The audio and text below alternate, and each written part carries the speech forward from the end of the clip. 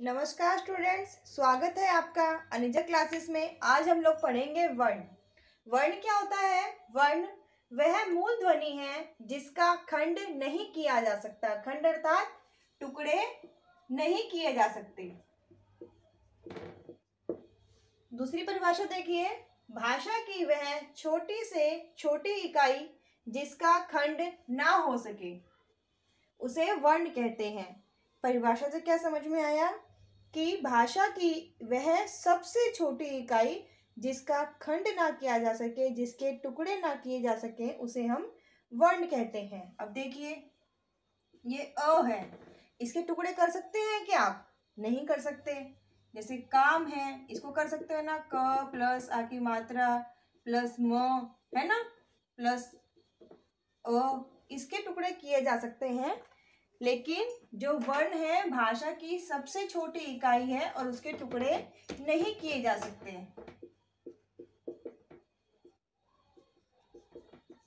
ठीक है, सबसे छोटी इकाई होगी और उसके टुकड़े नहीं किए जा सकते। आप इसके टुकड़े कर सकते हो? नहीं कर सकते। इसके नहीं, इसके नहीं, इसके नहीं। तो वर्ण भाषा की सबसे छोटी इकाई होती है जिसके टुकड़े नहीं किए जा सकते। अब देखिए, इसके कितने भेद होते हैं। वर्ण के भेद होते हैं दो। पहला होता है हमारा स्वर वर्ण और दूसरा होता है हमारा व्यंजन वर्ण। कितने होते हैं? दो होते हैं। पहला होता है हमारा स्वर्ण वर्ण और दूसरा होता है हमारा व्यंजन वर्ण। स्वर वर्ण के अंतर्गत हमारे 11 वर्ण आते हैं। कितने आते हैं? 11 आते हैं। लेकिन दो वर्ण को अगर हम और जोड़ दें उन्हें कहते हैं अयोगवा। अगर अयोगवा इसमें जोड़ देते हैं तो इनकी संख्या हो जाती है 13। ठीक है, कितने आते हैं? स्वर वर्ण के अंतर्गत आते हैं 11, लेकिन अगर इनमें अयोगवा को जोड़ दिया जाए तो उनकी संख्या हो जाती है 13। अयोगवा क्या होता है? स्वर वर्ण में 11 कौन कौन से आते हैं, इनके बारे में भी डिटेल से मानेंगे। पहले ये चार्ट देख लेते हैं हम। अब देखिए, वर्ण के दो भेद हुए, स्वर वर्ण और व्यंजन वर्ण। स्वर वर्ण में जो वर्णों की संख्या होती है 11 होती है, उसमें अगर हम दो जोड़ देते हैं अयोगवा को तो उनकी संख्या हो जाती है 13। इसी प्रकार आगे आइए, व्यंजन वर्ण जो वर्ण का दूसरा भेद है, उसमें जो वर्णों की संख्या होती है वह होती है 33। इसके कितने भेद हैं? इसके 3 भेद हैं। पहला है स्पर्श व्यंजन, इसके अंतर्गत 25 वर्ण आते हैं। दूसरा है अंतस्थ व्यंजन, इसके अंतर्गत 4 वर्ण आते हैं। तीसरा है ऊष्म व्यंजन, इसके अंतर्गत भी कितने व्यंजन आते हैं? 4 आते हैं। अब आप देखिए इनकी संख्या कितनी हो गई है? 33। इधर आइए, स्वर्ण वर्ण में इसके अंतर्गत कितने आते हैं? 11 आते हैं। इसका जो पहला भेद है वह है ह्रस्व, इसके अंतर्गत हमारे 4 वर्ण आते हैं। दूसरा भेद है दीर्घ, इसके अंतर्गत 7 वर्ण आते हैं। और तीसरा है हमारा प्लूत। ठीक है, इसको एक बार दोबारा देखिए। वर्णों की संख्या कितनी होती है?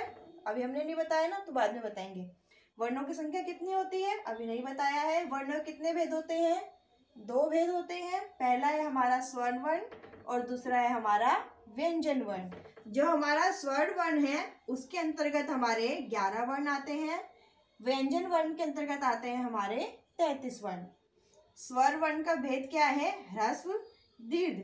ह्रस्व में 4 वर्ण आते हैं, दीर्घ में आते हैं 7, कुल मिला के हो गए हमारे 11 वर्ण। स्वर का समझ में आ गया। ह्रस्व, दीर्घ और प्लूत होता है, प्लूत में कोई वर्ण नहीं आता है। दूसरा है हमारा व्यंजन, इसमें होते हैं 33। इसके भेद देखिए, पहला होता है हमारा स्पर्श व्यंजन, इसमें 25 वर्ण आते हैं। दूसरा होता है अंतस्थ व्यंजन, इसमें 4 वर्ण आते हैं। तीसरा होता है हमारा ऊष्म व्यंजन, इसमें 4 वर्ण आते हैं और कुल मिला के हो जाते हैं हमारे 33 वर्ण। ठीक है, भेद समझ में आया। वर्ण के 2 भेद होते हैं, इन भेदों के अंतर्गत भी भेद होते हैं और उनके अंतर्गत कौन कौन से कितनी संख्या में वर्ण आते हैं अभी हमने यह जाना है, तो वो भी हम जान चुके हैं। फिलहाल हम इतना समझ चुके हैं। अब आप देखिए, स्वर में आते हैं 11, व्यंजन में आते हैं 33। कुछ और हमारे वर्ण होते हैं जिसे बोलते हैं संयुक्त व्यंजन वर्ण। इसकी संख्या कितनी होती है? 4 होती है। अन्य वर्णों की संख्या कितनी होती है? 2 होती है। अब यहाँ देखिए स्वर वर्ण हमने पढ़ा कितने थे, 11। अयोगवा मैंने भी आपको बताया था ना कि 13 - 2 11, जो ये 2 होते हैं इनको अयोगवा बोलते हैं। 2 अयोगवा। 33 व्यंजन वर्ण। संयुक्त व्यंजन वर्ण कितने हैं हमारे, 4। ठीक है, और अन्य वर्ण कितने हैं हमारे, 2। तो कुल संख्या कितनी हो गई, 52। अगर आपसे पूछा जाता है कि हिंदी वर्णमाला में वर्णों की संख्या कितनी होती है, तो इसका उत्तर क्या होगा, 52, है ना। नहीं, नोट देखो, हिंदी वर्णमाला में कुल वर्णों की संख्या 52 है, परंतु इसकी संख्या 44 व 46 भी मानी गई है। हाँ जी, तो इसकी संख्या कितनी है, 52 है, लेकिन कहीं कहीं इसकी संख्या 44 व 46 भी मानी गई है। तो ये तीनों आंसर क्या होंगे हमारे, सही होंगे।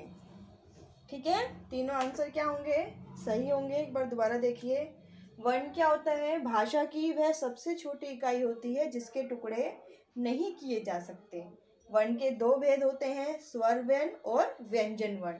स्वर वर्ण के अंतर्गत हमारे 11 वर्ण आते हैं, व्यंजन के अंतर्गत आते हैं हमारे 33। स्वर वर्ण के जो भेद होते हैं वो 3 होते हैं, ह्रस्व, दीर्घ और प्लुत। ठीक है, और इनकी परिभाषा मैं आपको बताऊंगी, अभी फिलहाल इनके बारे में जानते हैं।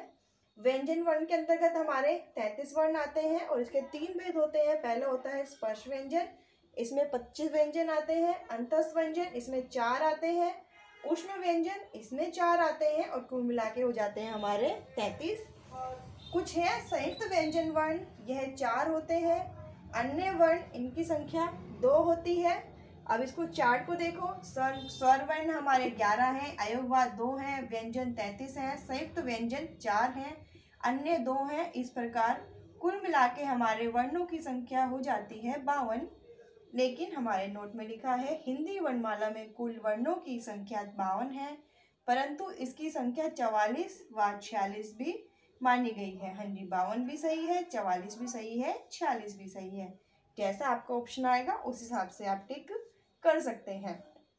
तो अभी हमने इनके बारे में जान लिया। अभी हम ह्रस्व क्या होता है इसकी परिभाषा देखेंगे, दीर्घ क्या होता है इसकी परिभाषा देखेंगे, प्लुत क्या होता है इसकी परिभाषा देखेंगे। ह्रस्व के अंतर्गत कौन कौन से वर्ण आते हैं, दीर्घ के अंतर्गत कौन कौन से वर्ण आते हैं, प्लुत के अंतर्गत कौन कौन से वर्ण आते हैं, स्पर्श में कौन से वर्ण आते हैं, अंतस्थ में कौन से वर्ण आते हैं, उष्ण में कौन से वर्ण आते हैं, और इन सब में कौन कौन से वर्ण आते हैं, सभी परिभाषाएं और उसके अंतर्गत आने वाले वर्णों के बारे में हम अगली क्लास में जानेंगे।